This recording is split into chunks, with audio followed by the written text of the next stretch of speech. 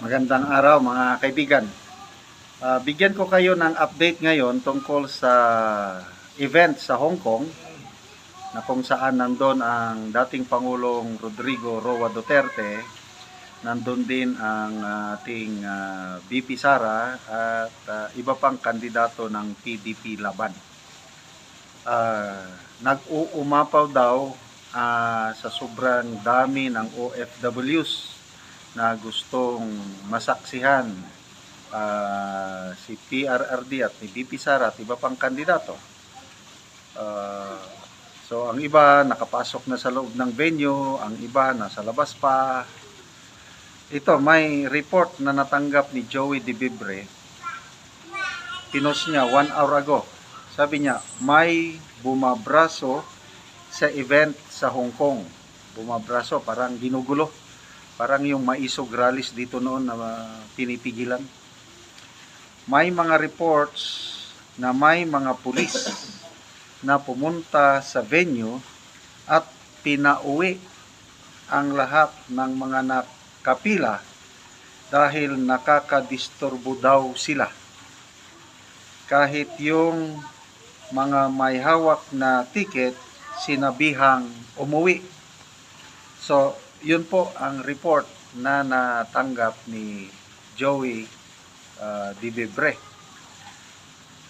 Okay, so binasa ko ang mga comments para malaman natin kung anong feedback ng mga kababayan natin na nandun sa venue.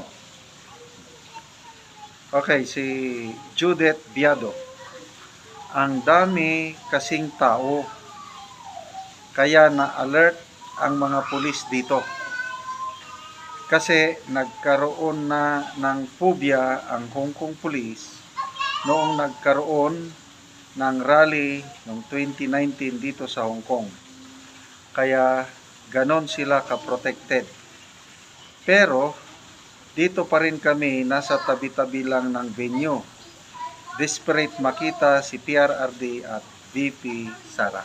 Okay, so ito yung unang feedback, ano? Sa sobrang dami ng tao, baka na-alerto na ang pulis. Baka kung anong kaguluhan na naman yan na rally, kagaya noong 2019, kaya nandun ang pulis. Okay, so iba pang feedback.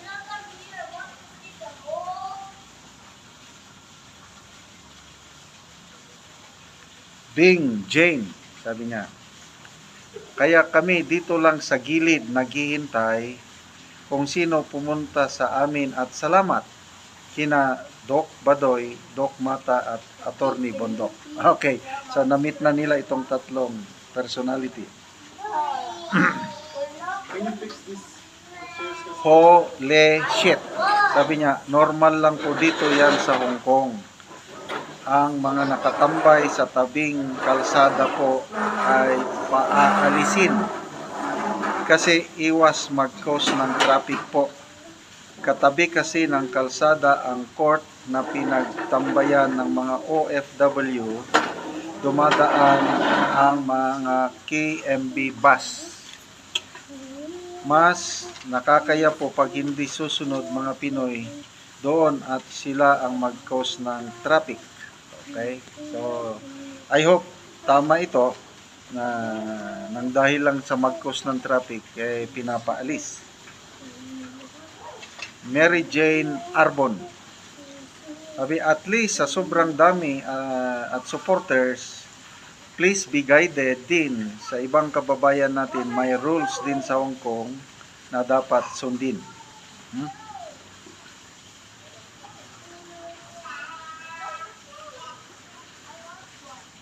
Weng Leken. Bawal po talaga kasi nasa tabi ng kalsada ang mga tao dahil di makapasok dahil puno ang stadium. Kaya pinapaalis ang mga tao nakakaistorbo sa mga dumadaan sa hallway at sa entrance ng MTR station. So I hope walang sindikato ba na parang may tumawag galing sa Pilipinas na ginugulo ang rally. Hindi naman siguro ganun. Doreen Handusay. Yan ang totoong suporta, hindi yung edited. Sana maintindihan ng mga kababayan natin dyan, kailangan nyo sumunod sa mga rules. Yes, talagang organic ang mga supporters ng Duterte. Yung mag-a-attend sila dahil pagmamahal, gusto nilang makita si VP Sara, PRRD at mga kandidato ng PDP. Walang ayuda dyan ha. Walang mga artista, mga partida sa team sinusuka para lang magkaroon sila ng audience. Kailangan nila ng mga artista, kailangan nila ng ayuda, kailangan nila ng job fair, kung ano-ano pang pakulo para may mag-attend. Dito sa rally ng PDP, kahit saang sulok dito sa Pilipinas at pati sa Hong Kong, talagang from the heart, hindi napipilitan ang mga OFWs natin na mga kasamahan na magpunta sa venue. Okay. Ito, may nagsabi, Augie Batangoy, pinaalis nga po kami sa basketball court. Okay. Yung basketball court, nabasa ko na kanina, hindi pala kasama sa permit. Yung parang court lang, parang tennis court ata ito. So, hindi kasama sa permit ang basketball court. Kaya pinaalis ang nandun sa basketball court. Hope Dagaan. Dahil po maraming tao sa labas, ayaw ng ma-inchik na nakaharang, kaya pinaalis kami. Ayun. At isa pa, hindi kasali sa permit ang basketball court. Doon nagtatambay kami, kaya pinaalis ng pulis. Ayun, klaro na. Yung pinaalis, yung mga nasa basketball court, hindi kasama sa permit. So at least, hindi ito yung pambabraso, hindi ito yung parang maisogralis dito sa Pilipinas noon na pinagbabawalan yung ano. Iba talaga ang Hong Kong. Ano pa? Justin Advincola, crowd dispersal lang po kasi ang daming tao na nag-aabang po. Di naman po kami lahat nakakapasok sa loob at isa na din po ako na nagtiyagang maghintay kahit masama ang pakiramdam ko, masilayan lang si Tatay Digong at maipakita ang suporta ko. Yun na po ang totoong pagmamahal ng mga Pilipino kay Tatay Digong at VP Sara. Salamat naman at walang nambrabraso. Okay mga kaibigan, salamat sa palagi nyo panunood at nakakatulong po kayo ng malaki sa Tribong Talaandig dahil ang sweldo sa channel na ito tinutulong natin sa Talaandig na tribo. Namimigay tayo ng yero at pako para ma-repair ang sira-sirang bahay ng Talaandig.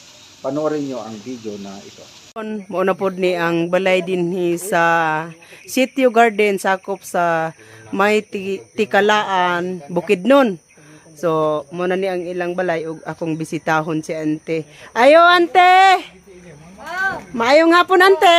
dahil mo sa among balay nga buslot na. Ay, yung malante nga bulsot na! Oh, Oy, grabe naman ante. Daghan naman kayong bulsot sa imong balay. kusog ang ulan, wa na kuan ani, mala. Wala na uga.